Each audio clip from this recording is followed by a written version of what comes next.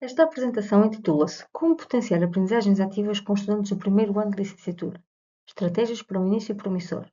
E foi desenvolvida por mim, Rita Tavares Souza, e pela colega Maite Gil, ambas a colaborar no CLIL, Catholic Learning Innovation Lab da Universidade Católica Portuguesa. Para começar, precisamos perceber do que é que estamos a falar quando nos referimos à aprendizagem ativa. A aprendizagem ativa implica um tipo de trabalho cognitivo reconhecido na literatura como necessário para aprendizagens mais significativas. A expressão aprendizagem ativa abrange diversas abordagens, todas elas centradas na autonomia do estudante, mas também no seu envolvimento, na sua ação e na reflexão sobre a sua aprendizagem.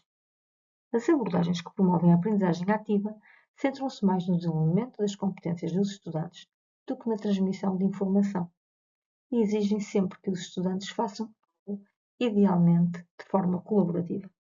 Para nós, as abordagens de aprendizagem ativa devem ser analisadas num contínuo em função do nível de autonomia dos estudantes e, consequentemente, do nível de complexidade da sua implementação.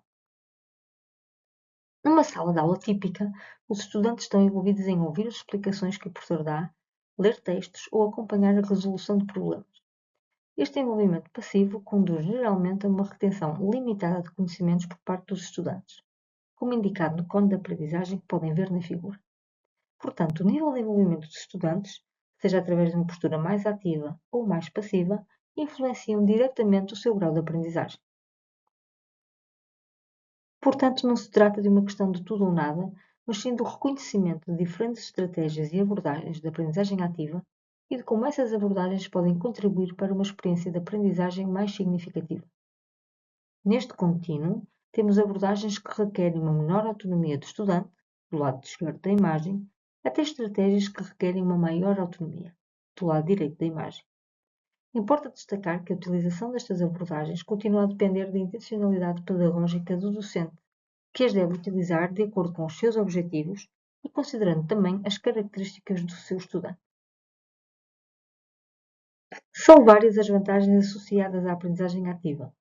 De facto, a utilização de abordagens de aprendizagem ativa permite uma utilização mais eficaz e criativa do tempo de trabalho em sala de aula, permite que os professores tenham uma melhor compreensão dos diferentes estilos de aprendizagem dos seus estudantes, assim como dos desafios que enfrentam, e neste sentido permite também dar resposta às necessidades de aprendizagem de grupos diferentes de estudantes, personalizar o currículo e potenciar uma orientação mais individualizada, assim como a colaboração entre pares.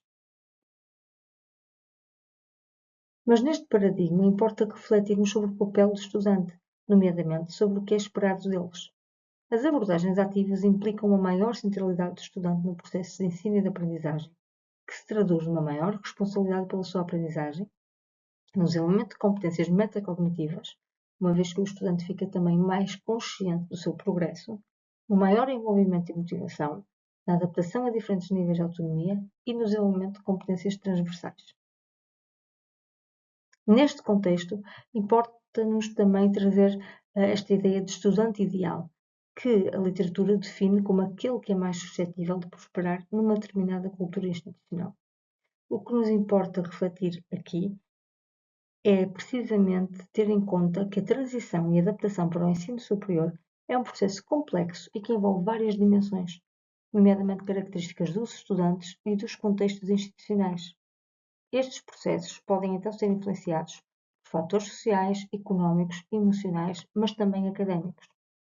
Estes últimos têm especial relevância no âmbito deste webinar e podem traduzir-se em dificuldades ao nível da autonomia, ao nível do relacionamento interpessoal, dos métodos de estudo, projetos de carreira, entre outros. Todos eles com uma influência, então, no processo de ensino e de aprendizagem. Então, como podemos nós ajudar a colmatar estas resistências ou dificuldades? Apresentamos aqui 3 passos simples que podem ajudar neste processo. Primeiro, fazer um diagnóstico inicial da turma. O docente pode considerar, por exemplo, nos momentos de apresentação no início dos semestres, variáveis prévias ao ingresso no ensino superior, pessoais e contextuais, que podem explicar diferenças nas trajetórias de sucesso e de adaptação. Também o feedback constante. O docente deve orientar o processo de aprendizagem dos estudantes, partilhando os objetivos das atividades de forma clara e apresentando sugestões concretas de melhoria. Importa destacar também aqui o reforço das competências transversais, por exemplo, através da criação de oportunidades para identificar as competências dos estudantes, como já referimos, e de momentos específicos para promover competências relacionadas com técnicas de estudo, gestão de trabalho, trabalho de grupo, entre outras. Existem também algumas estratégias para um início promissor com estudantes do primeiro ano de licenciatura. Nós destacamos aqui duas que nos parecem essenciais. A primeira, promover uma comunicação clara dos objetivos e expectativas. Por que é que isto é importante? Os estudantes do primeiro ano podem estar pouco familiarizados com metodologias ativas, em que se requer uma maior participação e envolvimento, estando habituados a modelos mais tradicionais de ensino. Neste sentido, importa definir claramente o porquê do uso de práticas ativas, uma vez que essa clarificação ajuda a gerir a resistência inicial e a promover a adesão.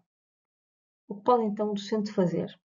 Por um lado, simplificar os objetivos. Os docentes devem usar uma linguagem acessível que permita traduzir conceitos pedagógicos em benefícios concretos. É importante também estabelecer de forma clara as regras do jogo.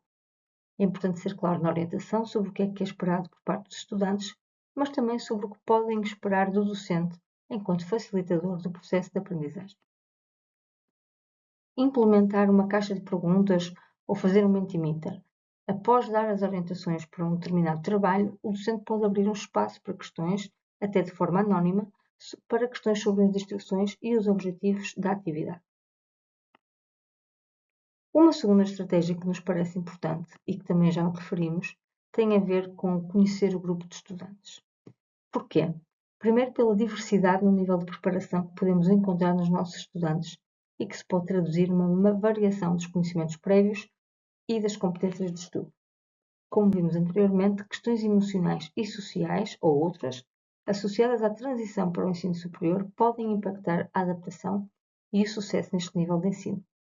Para além disso, a falta de hábito em metodologias de aprendizagem ativa pode traduzir-se numa postura passiva em relação à aprendizagem. O que pode então o docente fazer?